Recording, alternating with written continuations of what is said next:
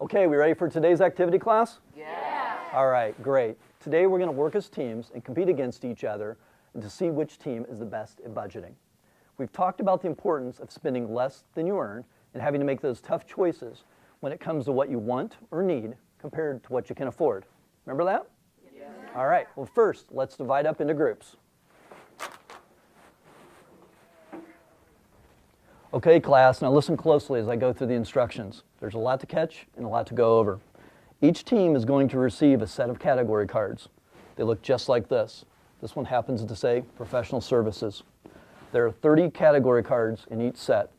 Each card is labeled with an item that costs money and should be considered when deciding on categories for a personal spending plan. Because of limited income, each team will only have enough money to pay for 18 of the cards in the monthly budget. Your team will have to decide which 12 cards to leave off the budget for the month. Class, you still with me? Yes. All right. I'm going to be drawing 10 scenario cards at random. Each team that has that category card in their pile of 18 cards must show it to the scorekeeper, okay? Those teams earn a number of points indicated on the scorecard. Since some expenses are more necessary than others, some cards are worth more points. The team with the most points at the end wins the game. And I'm certain you all want to win the game, right? Right. All right. Who's feeling lucky? Okay, let's see. Ella, if I can please have you help me pass on the cards, we'll get the game started. I think it's going to be fun. I mean, it seems really organized, and Mr. Dans did a good job of keeping us going. My team's totally going to win. I'm so glad I had everything separated and divided, and that I read through the activity ahead of time. Being prepared saved me a lot of time. Hi, I'm Laura Goodman with Junior Achievement USA. Thank you for being a JA volunteer. You probably have a lot of questions about your upcoming volunteer experience, so I hope we answer those questions in this video.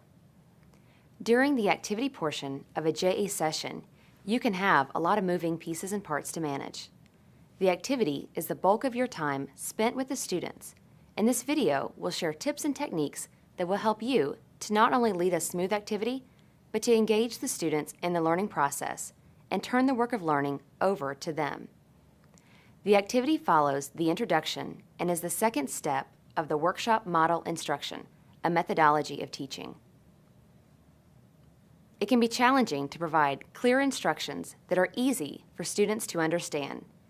Careful planning is key for a smooth transition to the activity and for providing students with a clear sense of purpose.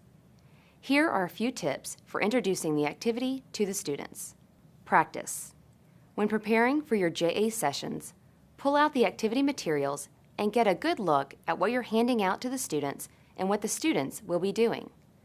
By the time you're ready to teach, the pieces and the process will be familiar. Don't do everything at once. Students need time to absorb and process all the moving pieces and parts. Try dividing them into groups, then giving instructions, and then handing out materials. This way, you have their full attention during the instructions. Utilize student or teacher assistance for materials distribution. You have a lot going on, so ask for help with passing out materials and organizing students into groups. They know who works well together and who doesn't. Ask questions to make sure the students understand. You may want to recap the instructions by writing them on the board. Have fun.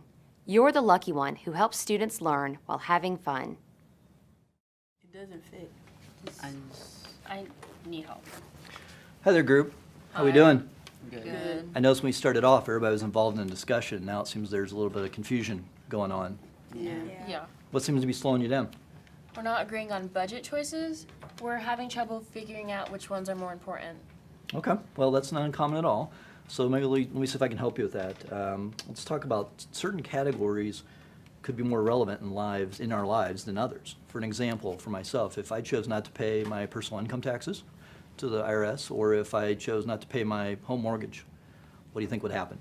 Probably pretty negative things? Yes. Is that helpful? Yes. Okay. So remember, the key to the game is that we need to spend less than we earn. Yeah, that makes sense. Some categories must be considered and planned for, but not everything is important because we all have different wants and needs. You're not even doing Hi, everyone. How are things going? It seems that group might be having some difficulty selecting the category cards, or you already done, or have any questions? We're finished. Excellent. Well, Mary, can you then share with me what you think might be part of some of the critical decisions and categories that you choose to potentially win the game? We figured that some categories were more important than others, things we had to pay for each month, so we tried to keep those cards. Okay, well, that makes good sense, because the essential categories are probably going to be worth more points, because they're the expenses that must be managed on a monthly basis. Ben, did you make any sacrifices for the team or for yourself in making these decisions? The group decided to vote against selecting one of the categories that I wanted. Okay, I understand. When the goal is to spend less than you earn, everything cannot be in the spending plan, and you can't spend everything you want. Great work, team. You guys did a really good job. I'm going to go around, check with the other teams. When they're ready, we'll start pulling scenario cards, determine our winner. I think you guys did a great job and good teamwork. It's important, but not like that. I don't know. Hey guys, how we doing? Well, we thought we had it figured out, but we really don't know where to begin. Okay, well, that's not uncommon at all. Would it be helpful if I gave you a short recap? Yeah. Okay. Well, you have the 30 category cards, correct? Yeah. So we're going to go through and pick out the 18 most essential of those category cards. Okay. All right? Because that's all you're going to have for your monthly expenditures to be allowed. So when you get done, you're going to have 12 cards you're going to have to take out, and I'll walk back around and collect those from you. Once you do that, I will then get the game started by drawing a scenario card. Okay, now I have a place to start. Great. We all good? Yeah. Okay. Okay, so yeah.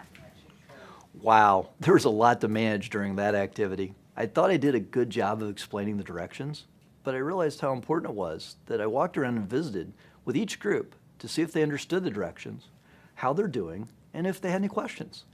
It definitely required more management with this age group, but I enjoyed seeing how they learn new concepts. It's so interesting to hear what they're thinking. That was cool. I actually learned a lot and had fun. I have a lot of decisions to make when I grow up. We just observed the activity portion of the JA session. Each junior achievement session follows the workshop model instruction. This model is widely recognized as a best practice for engaging students in the learning process and achieving great learning outcomes. At its core, a JA session is comprised of 3 parts: an introduction, activity portion, and summary and review. As you can see, demonstrated in this pie chart, by this time in the session, the students have completed the introduction, where the volunteer set the purpose for the session, gauged what the students already know about the concepts, and presented new information to the students.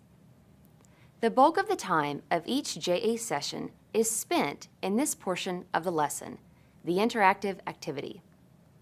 During this time, the volunteer turns the work of learning over to the students. They are the ones doing the thinking, reading, writing, talking, and problem solving. Your role as the volunteer is to facilitate the activity and support the students in completing their work. Provide clear instructions of the activity. Demonstrate tasks or skills as necessary. Set expectations for student participation and completed work. Monitor students' work. Listen closely. Encourage cooperation and creativity. First, it's important to provide clear instructions for the activity and demonstrate tasks or skills as necessary. Remember that young children have difficulty remembering a sequence of more than 2 instructions at once. Next, set expectations for student participation and completed work. As students work through the task, continuously monitor their progress. Ensure students are on task. Reteach anything from the introduction that they didn't understand. Ask questions to get students moving forward to encourage deeper thinking. Give feedback on their progress. As you circulate around the room, listen carefully to the students. Redirect any students who are not on task. If students seem confused, revisit the concepts from the introduction that they didn't understand. Converse with individuals or small groups and ask questions to get them moving forward or to encourage deeper thinking. Be prepared to provide relevant and authentic examples of concepts from work or home. Finally, give them feedback. Acknowledging what they are doing well and assisting with problem solving will help your students feel comfortable and have greater success progressing through the JA activity.